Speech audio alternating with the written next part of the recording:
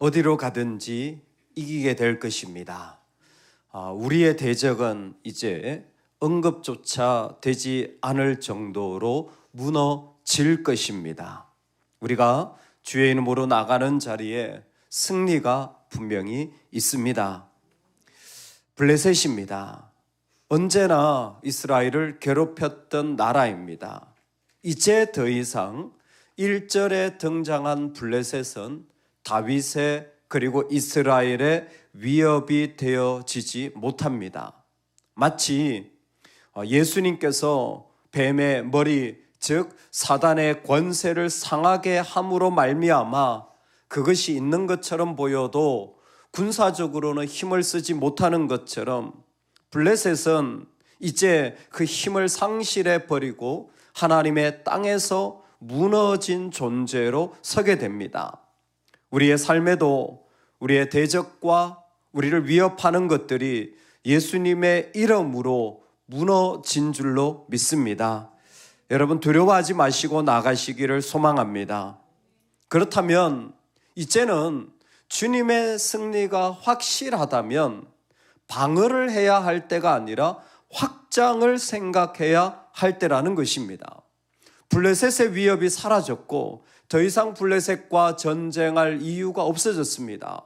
그러니 나라가 안정되어지고 평안하게 누리면 되는 것이죠. 이때의 다윗은 삶의 자리에서 방어가 아니라 확장으로 나아갑니다. 확장을 하게 되면 일어나는 일이 바로 2절부터 일어나는 계속된 14절, 15절까지 이어지는 메시지입니다. 더 이상 블레셋은 1절에서 끝났어요. 그러면 이제 그 다윗의 영역이 하나님의 통치 가운데 확장될 때 동쪽으로는 모압, 북동쪽으로는 소바, 그리고 북쪽으로는 하맛을 우리는 지금 보고 있습니다. 괜찮았던 삶이지만 새로운 대적이 나오게 되는 것이죠. 확장을 하려고 하니까, 무역을 하려고 하니까, 하나님이 주신 땅을 그 가운데 넓히려고 하니까 생각하지 못한 대적을 만나게 되는 것입니다. 오늘 우리가 믿음으로 나아갈 때에 똑같은 일이 일어났죠. 그냥 내가 이것만 해결되면 돼라고 했던 자리에서 여러분 이제 우리는 믿음의 확장을 해 나가야 할 때라는 것입니다. 이제는 하나님이 주신 자리를 가지고 나아갈 수 있기를 주의 이름으로 축원합니다. 아멘.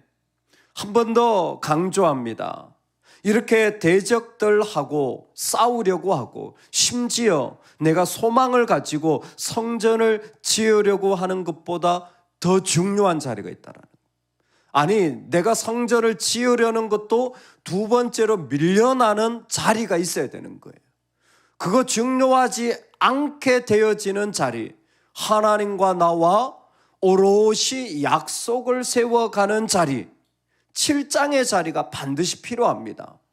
하나님과 나만 있어서 하나님이 온전히 나에게 말씀하시고 나의 모든 것이 하나님 앞에 다 내려놓아지는 자리가 절대적으로 필요합니다. 마치 그라운드 제로처럼 그곳에는 세상에 어떤 것도 없고 오직 내 모든 것이 하나님의 것으로 고백되어지는 자리가 선명하게 세워지기를 소망합니다. 그때에 우리는 8장으로 와서 대적이 힘을 잃는 것을 보게 되어질 것이고 동시에 나를 통하여 하나님의 일들이 확장되어져 가는 것을 보는 거예요. 얼마나 정말 신앙의 길이 정밀하고도 실제적인지 모릅니다. 오늘 하나님께서 우리를 이 자리에 세우실 때에 동쪽에 북쪽에 그리고 대적 남쪽에까지 하나님은 그들을 이기게 하시고 그들을 정복하게 하십니다. 모압을 쳐서 조공을 받고 실제로 그 모습을 가만히 보면 그들이 가지고 있는 것들을 예루살렘으로 가지고 오게 되어집니다. 금방패와 은과 녹과 이방 왕들이 조공을 바치게 돼요. 다윗이 다메섹 아람에 수비대를 두매 아람 사람이 다윗의 종이 되어 조공을 바치니라. 다윗이 하다데셀의 신복들이 가진 금 방패를 빼앗아 예루살렘으로 가져오고, 다윗은 그들을 쳐서 조공을 받고 그들의 가지고 있는 그 모든 것들을 노획물로 전리품으로 가져오게 되어지는 것이죠. 드디어 다윗의 왕국이 힘을 얻게 되어지는 것입니다. 여러분, 우리는 이 부분을 주의하여 보아야 합니다. 하나님은 세상에 살아갈 때 우리도 세상 가운데 승리하게 하실 줄로 믿습니다. 여러분, 이건 분명해요. 온 세상이 주님의 것이기 때문에, 할렐루야, 온 세상이 주님의 것이기 때문에 주의 백성들이 어디로 가든지 승리할 것입니다. 그리고 그들의 것을 취하여 얻게 될 것입니다. 여러분, 금방패를 가지고 오고 그들이 가지고 있는 그 수많은 그 조공을 얻게 될 줄로 믿습니다. 오늘 여러분의 일터와 하시는 삶의 자리에 세상으로부터 마치 출애굽할 때 애굽의 그 금은 보화들을 이스라엘 백성들이 마음껏 가져가도 괜찮았던 것처럼 하나님이 풍성하게 해주시는 은혜가 있기를 축복합니다. 만약 하나님 풍성하게 하신다면 전 목사도 좀 기억해 주시고요. 너무 놀랍지 않습니까? 다윗이 그렇게 풍성하게 하나님이 가져가게 하시고 세워가시는 거예요. 다시 말씀을 드립니다. 이것 전에 뭐가 있어요? 7장이 있었던 거예요. 하나님과만의 시간이 있을 때 이 일들이 일어납니다. 제가 왜 이렇게 강조할까요? 지금 다윗은요, 제국 열방의 왕들과 같아지는 모습을 가지고 있어요. 성경에 있는 기록들이 역사적 기록으로도 남아있는 것이 꽤 있습니다. 나중에 이스라엘이 망해갈 때 아수르의 사네립의 침공을 받습니다. 사네립에 대한 기록이 테일러 프리즘이라는 곳에 있는데 이렇게 기록되어 있어요. 히스기야의 견고한 성읍들 46개를 포위하고 취하고 금 땡땡 달란트, 은 땡땡 달란트를 조공으로 받았으며 그의 백성들을 사로잡아 아수르로 옮겼다. 오늘 다윗의 모습과 똑같지 않습니까? 다윗이 아수르처럼 되고 있어요. 다윗이 바벨론처럼 되고 있어요.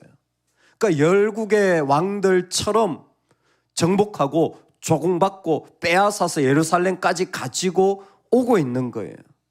이 모습은 성경에서 보면 앞에 사무엘상 8장에서 우리도 열방처럼 왕을 주세요, 우리도 다른 나라들처럼 왕을 주세요 라고 요구했고, 지금 사무엘하 8장에 그 왕이 열방 왕처럼 세워져서 열방 왕과 같은 모습으로 지금 나라를 다스려 나가고 있다라는 것입니다.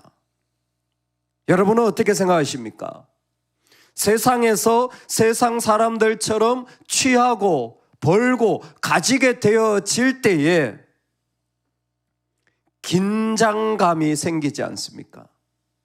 과연 이 왕은 세상의 다른 나라들과 같지 않을까?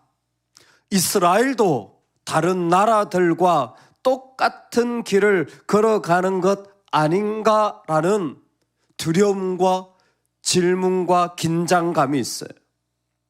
여러분, 하나님이 우리에게 조공도 얻게 하고 그 금방패도 가지게 하고 은과 놋도 얻게 하십니다.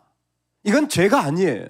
하지만 세상에 살아가다 보면 세상의 방식이 그대로 들어와서 그게 중요하고 이루어지는 자리에 서 있다라는 것입니다. 그리고 다윗도 예외는 아니라서 실제로 다윗이 모압을 평정하게 됩니다. 오른쪽에 있는 모압을 평정하게 돼요. 그 모습을 보면 포로로 잡은 남자들을 줄을 지어 세운 후에 3분의 1만 살려주고 나머지는 죽였다고 했어요. 지금 다윗이 좀 선을 넘어가고 있는 게 보입니다. 포로로 잡아왔는데 그 사람들을 굳이 줄을 세워가지고 그들을 죽이기까지 해야 되느냐 묻는다면 이건 아수르가 하는 행동이에요. 이건 바벨론이 하는 행동입니다. 무엇인가 다윗이 세상과 비슷해지는 어떤 자리에 있는 곳곳의 일들도 일어나는 거예요. 참, 이 땅을 살아가는데 우리도 혹시 그렇지 않을까 두려운 마음이 생기는 자리입니다.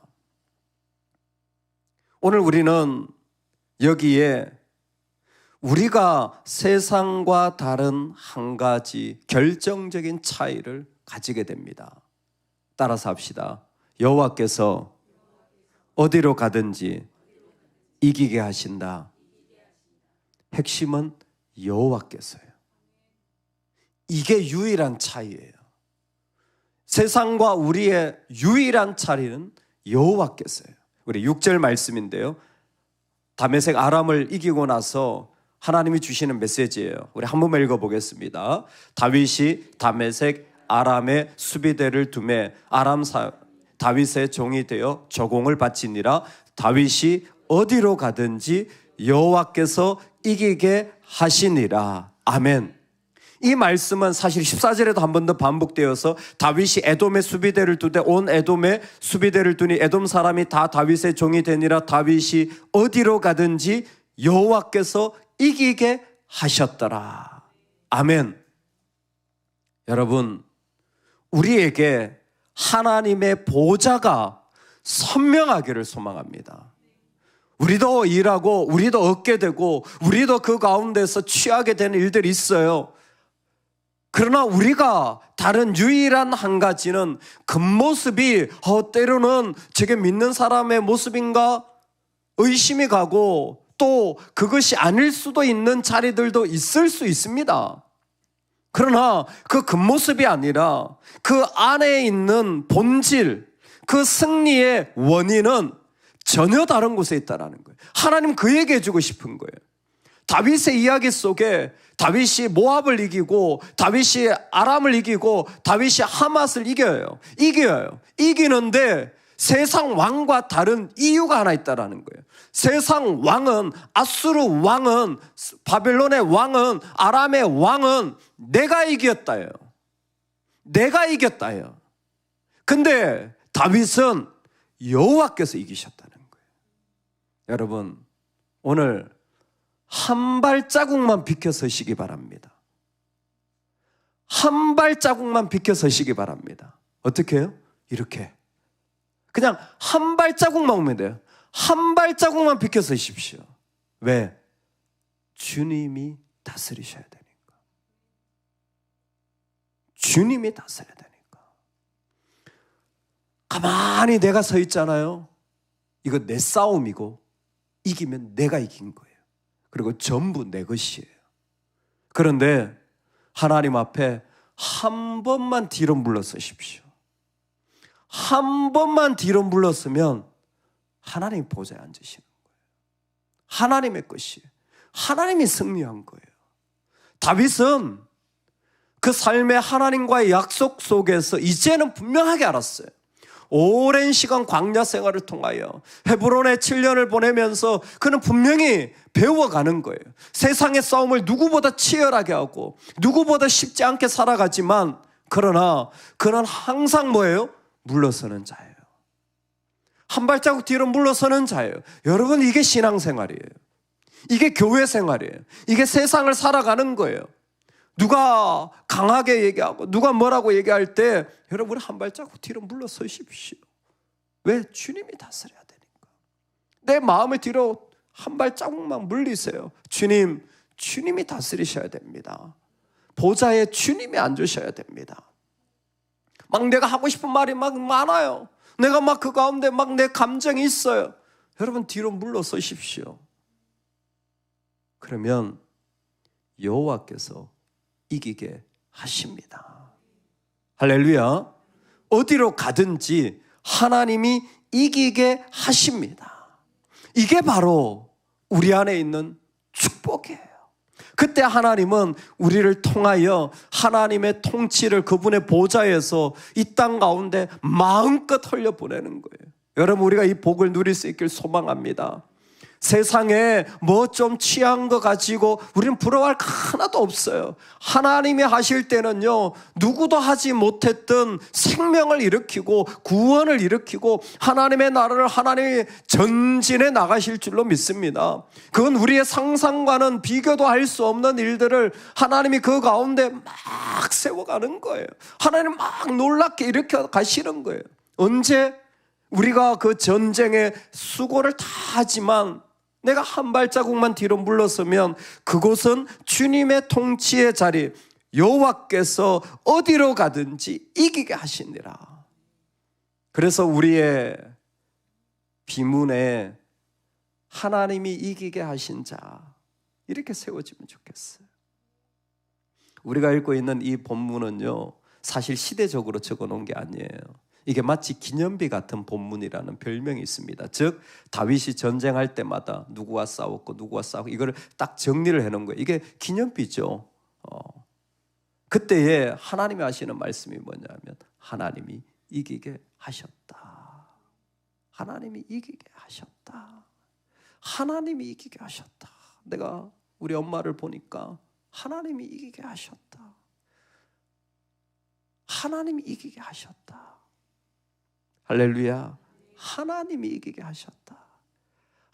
그분은 보잘것없는 분이었어요. 그분은 참 다 가진 분이었어요. 근데 그 하나도 안 중요해. 하나님이 이기게 하셨다. 하나님이 이기게 하셨다.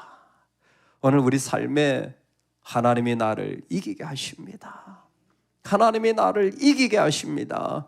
이 아픔과 이 어려움, 어떤 자리에서도, 두려운 자리에서도, 아니 나는 해보지 않은 어떤 전쟁의 자리에서도, 생각하지 못한 어떤 싸움에서도 하나님이 이기게 하십니다. 할렐루야. 하나님이 이기게 하십니다. 오늘 이 약속이 성취되어지는 그 자리까지 서기를 주의 이름으로 축원합니다. 아멘, 아멘.